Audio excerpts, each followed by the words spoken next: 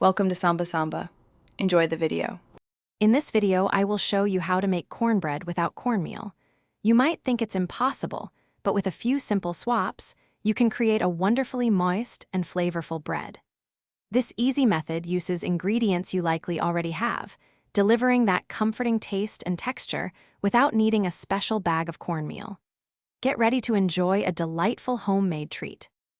For this easy recipe, we'll start with 2 cups of all-purpose flour instead of cornmeal. To get that essential corn flavor and moisture, you'll need about 1.5 cups of fresh or canned corn, which we'll blend. Round out your wet ingredients with 1/2 cup of milk, 2 large eggs, and 8 tablespoons of melted butter. For the dry mix, grab 1/2 cup of sugar, 1 tablespoon of baking powder, and 1 teaspoon of salt. Let's get baking. First, preheat your oven to 400 degrees Fahrenheit. In a blender, combine your corn, milk, eggs, and melted butter until mostly smooth.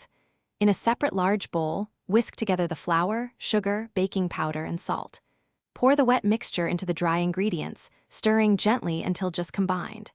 Transfer the batter to a greased 9-inch baking pan and bake for about 25 to 30 minutes or until golden brown. Once your delicious cornbread is out of the oven, let it cool in the pan for about 15 minutes before slicing. This helps it set beautifully. Serve it warm with a generous pat of butter, a drizzle of honey, or even a dollop of jam. It's a fantastic side for hearty chili or stews, and equally wonderful as a simple, sweet snack. Enjoy your homemade, cornmeal-free cornbread. Thanks for watching. Consider subscribing if we helped you.